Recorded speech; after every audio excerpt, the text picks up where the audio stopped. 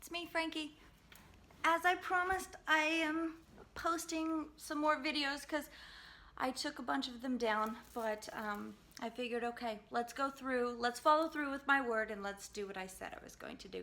So I said I would do a couple of question and answer videos, so here's one of them. The first question that I got sent was, how long have I been sober? And I have been sober since January 27th, 1997. And I think that it's like really important to tell you that even though I am sober now, I get afraid to say that I will have permanent sobriety for the rest of my life. I've been afraid for the last 19 years to say that because I don't want to put out there that any person is above and can conquer the disease of addiction, you know. So I just want to put it out there that I have been sober for 19 years, and so far so good. So let's see, the next question, why did I get sober? There's a lot to answer that question, but I'll give you the Cliff Notes.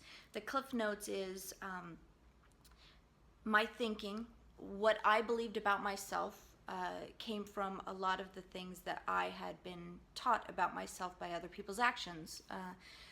So when I was a kid, I was mistreated by certain adults, and because of that, I thought that I was worthless. And as I got older, I started to choose things that were harmful for me, and not only started harming myself, but harming other people by my actions, or even if it was just emotionally harming them.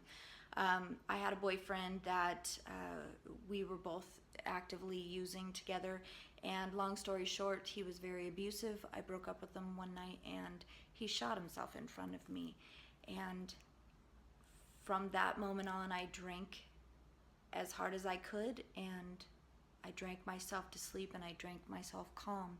And one day I realized that it was years later, and I had kids, and I was in a relationship, and I was angry, and I didn't really have a life. So I quit drinking and using and doing all the horrible things that I was doing to myself because I wanted a life, because I wanted the memories of me to be different than what they were currently going to be. Because when I ended up being 80, 90, 200 years old, however old I'm going to live to be, I wanted to be able to tell my grandchildren, my great-grandchildren, great stories. And I wanted those stories to be positive ones, not stories about what I could have been. I wanted them to be stories about who I really was, and I wanted them to be inspirational stories. And I wanted to start becoming part of the solution rather than part of the problem. All right, next question. Is the law of attraction always working? So the answer to that is yes, it always has, and it always was working. And yes, no matter what you put out there is what's going to return to you. And then I like how they put things out here. They said, I've noticed some people have been mean to you online. And the truth is, yeah, but I guess what they're asking was, am I attracting that? And I think that I was attracting that, and anything that comes to me, I think I am attracting, but not always for the reasons that you would think. So let's say that I attract people who are mean, you know.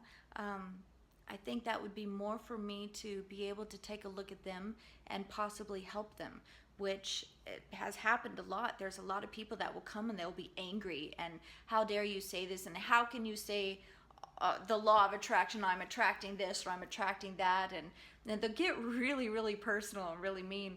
And it's funny because once you have a conversation with a person like that and find out why it is that they're saying those things, you usually find out that you've attracted them because they needed you, because they needed to hear what you had to say. So yeah, I think that if I've attracted that, it's probably so I could be helpful, and I'm okay with that because I don't take that stuff personally.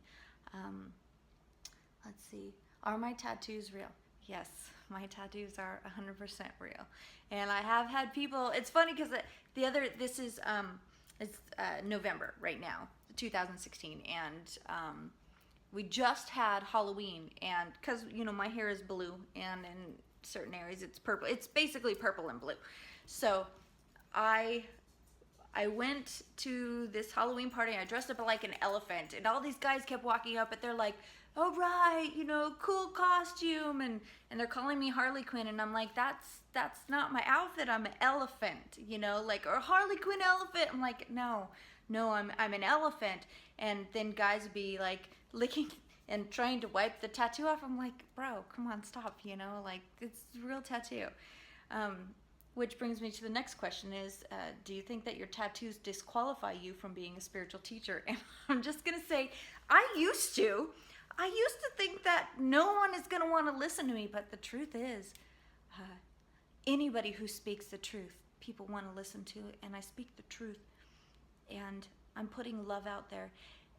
And if people look at my tattoos and then they think to themselves, like, I don't want anything to do with you because of your tattoos, then they're the one with the problem, like, not me. I'm not the one with the problem.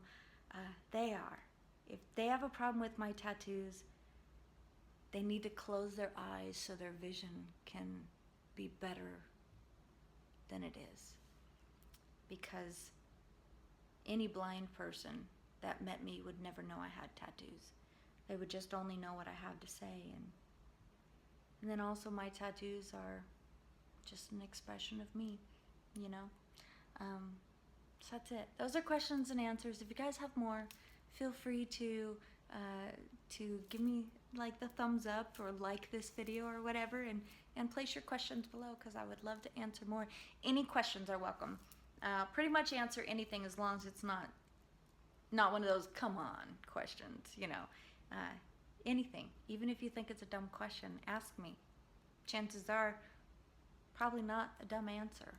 So have a great day. Also, check out spiritualkindergarten.com.